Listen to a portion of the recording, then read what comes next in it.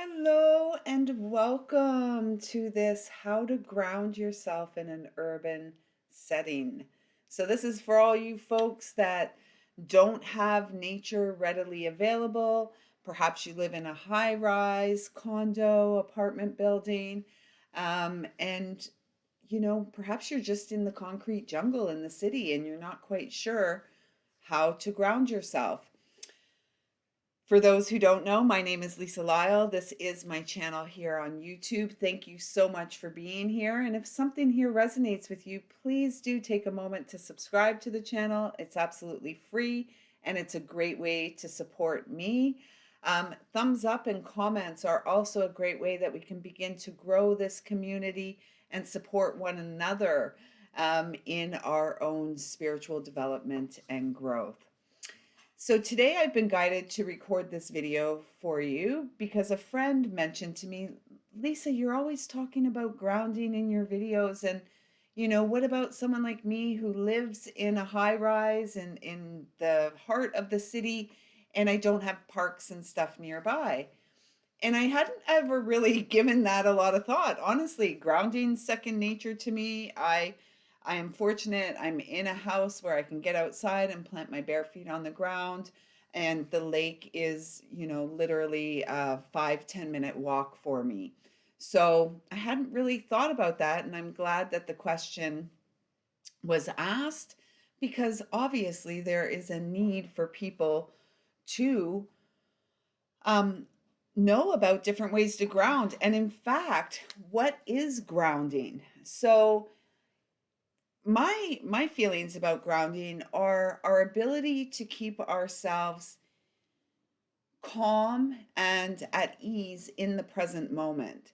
And so, this world we live in has really created these feelings of instability and people don't feel grounded, and there's many people who haven't touched anything from the natural world in a long time, particularly if you live in the urban setting and you work in a perhaps corporate setting where everything is like cubicles and technology and these uh, like disturbing lights overhead.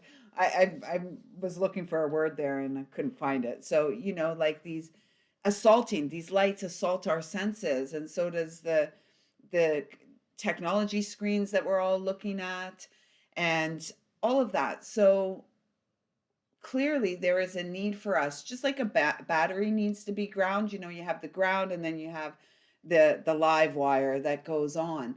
So this is about bringing ourselves oftentimes out of our head into our heart and even deeper down to our roots, the soles of our feet. So obviously the single most effective and absolute best way to ground is to be walking around barefoot upon Mother Earth, outside in nature, touching trees and all of that kind of stuff. And yet it's not easily accessible for everyone. And so that is what this video is all about, is to give you some practical ways that you can support yourself in any setting. So as you can see, I brought you to a little plant corner in our home. And bringing plants into your home is a great way to ground. Caring for the plants, tending to them, touching them, playing in the dirt is obviously second best to getting into nature and digging in the ground and playing in the dirt.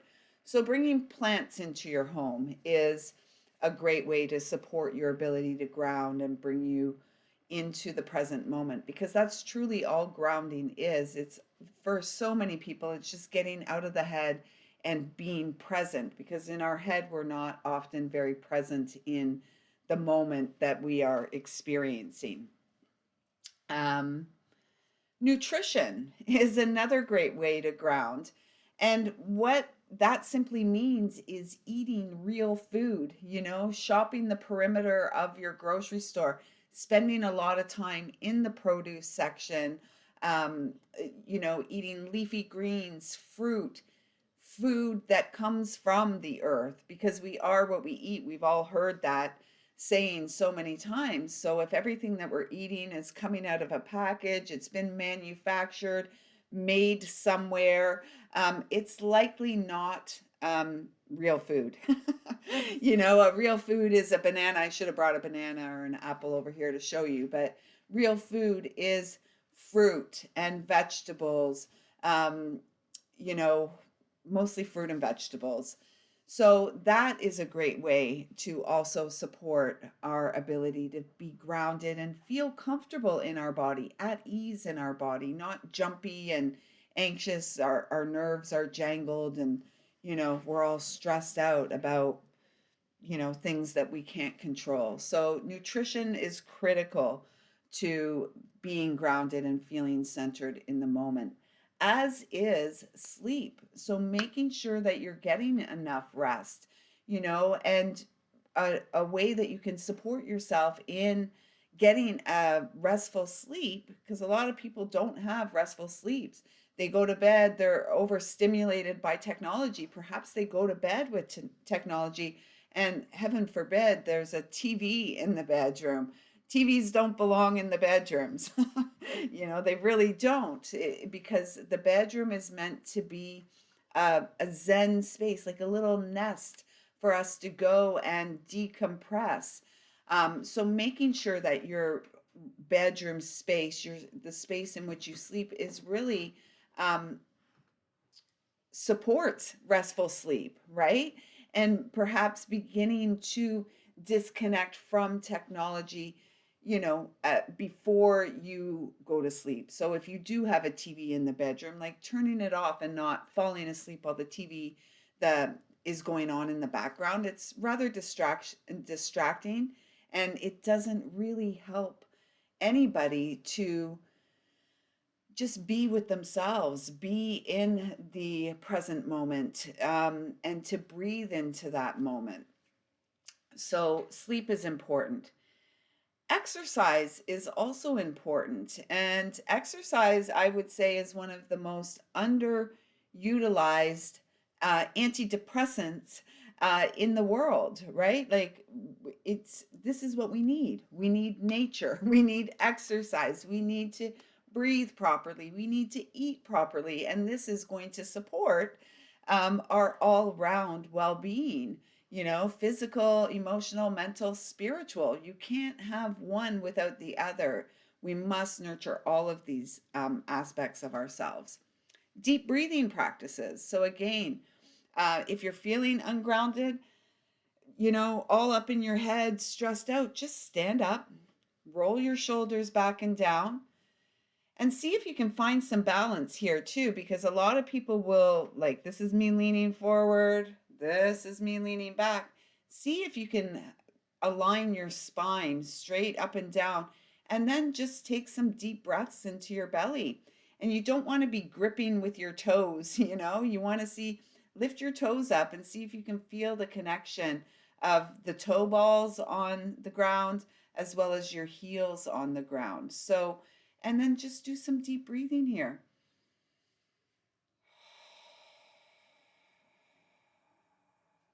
Relax your shoulders, and with each breath, you're breathing deeper into your body, and the exhalation is full and complete. And this will bring you back to the PowerPoint, the present moment, at all times. So, deep breathing is a greatly supportive practice. Music, one of my favorite things. Dancing, singing, moving around. This shakes stagnant energy. Stomping your feet on the ground, shaking your arms, all of that kind of stuff shifts energy and helps us to become present in the moment. Dancing and singing and exercise also release dopamine in the brain. And dopamine is a neurotransmitter, and it's made in the brain, and it contributes to feelings of alertness, focus, motivation, and happiness. So, exercise, dance, these are important components to feeling grounded and centered. We could just, over the years, it's grounding has been called earthing. There's all these new fancy, new agey type names. It's simply being centered in our own experience. And the center of our experience is down there in the heart and solar plexus chakra area. And being centered and grounded is being present in the moment. Self awareness, becoming aware of what is having us feel unstable. So, bringing our awareness to our experience. Are there people, places, and situations in our life that are causing us to feel ungrounded? And once we become aware of those, say, triggers or those situations that have us not quite feeling ourselves, then we can begin to harness our power and to begin to create um, boundaries around ourselves, lines that we're not going to allow to be crossed. Because when people cross our boundaries, they're, like the close talker that comes right into your space. Um, yeah, we have to be respectful of one another's space, and we have to be the ones that sort of uh, guard, if you will, our boundaries and making sure we're not allowing others to cross. I keep looking down because I took some notes here. So gaining a different perspective, perhaps perhaps if we're feeling unsettled, we could do some deep breathing and really see situations, ourselves, and the people in our life from the perspective of a loving God, a loving mother and father who wants their child to be at ease in the human experience. Water. Pets are also another way. I did write that down here. So my cat's meowing. I'm not sure if you heard him, but pets are a great way to keep us grounded. We'll jump to pets and we'll go back to water. Pets are a great way to keep us grounded. And whether we live in an urban setting or a more rural, I'm not really rural, but some are in rural settings as well, getting out and walking our dogs, our animals. And that's a great way to get exercise, fresh air, and the companionship of our pets, because our animals in our life are so unconditionally loving, right? They just love us. And they're always excited to see us. At least that's my experience. So, pets are a great way to be grounded. Water, drinking it, making sure you're drinking enough water. I'm going to take a sip.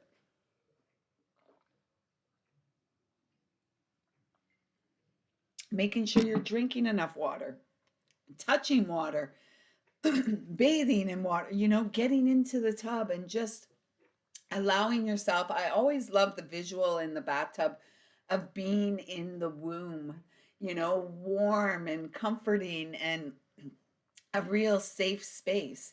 So bathing, not that you don't bathe, of course you all bathe, I know that.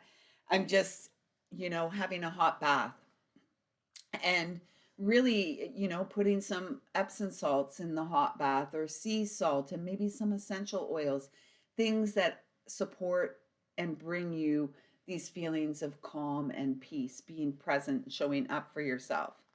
Practicing gratitude, being grateful for where you are right now. And, knowing that where you are right now is the perfect spot for you to be. And there's lots of things that we can do because grounding is basically self-care, right? It's another form of self-care and making sure that we are there, we're showing up for ourselves. I brought some props because I'm a collector. When I go out, I find all kinds of things. So having things like a natural stone in your house, a rock that you found, holding it, touching it, this is a great way to ground. It's connecting you to the earth, right? So bringing, a stone that you've collected along the way, something you've gathered. I'm looking, there's probably a lot of stones around here. Wood, a piece of driftwood that I found. I was using it in one of my plants, but having a piece of driftwood, perhaps it'll turn into a craft, some creation that you're going to make. But having items from the natural world in our homes, which is why plants help, wood, rocks. I'm a big collector of pine cones these days. So every time I go for a walk, I'm bringing home another pine cone. Um, these kind of things, earthy things. That is really what grounding is all about. So, reestablishing your connection to the earth. I'm just looking around to see if there's anything else that I could bring in. But I mean, just plants, touching them, right? That's all. You don't need to have a lot. You can have just one little plant, and easy to grow plants. Like if you're not, oh, I don't have a green thumb, you don't need to have a green thumb to grow a pothos. These are pretty easy. Bamboo, what else? I mean, I can't say enough about pothos. You basically just water them and that's it. I have some Hoya here. They're pretty easy too. You can't really see it. I can't drag it over, but here is a big long shoot that's growing off of it right now. There's a couple of them. Um, yeah, and just make sure you're taking care of yourself. Remember, um, enough sleep, proper sleep, good nutrition, exercise. And it doesn't have to be, you don't have to go jog a marathon or anything like that. Just get the body moving, dancing, singing, playing music that is calming and soothing to you.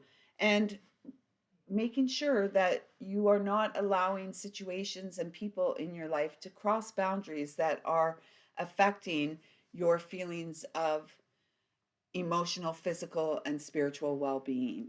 And I think that's it. So, if there's any other topics you would like me to share about here on this channel, please don't hesitate. I love input and I love to give you all what it is that you need, and that will be supportive to you. So, again, if you have any suggestions, anything you'd like to see, please do send me an email. I'll drop my email address in the comments down below. You can reach me through my website or you can just leave a comment here on this video. I trust that this has been helpful to you. Please do let me know if something here inspired you and was supportive to you. Your feedback is greatly supportive to me, and for that, I am eternally grateful. So I see you, I feel you, I love you.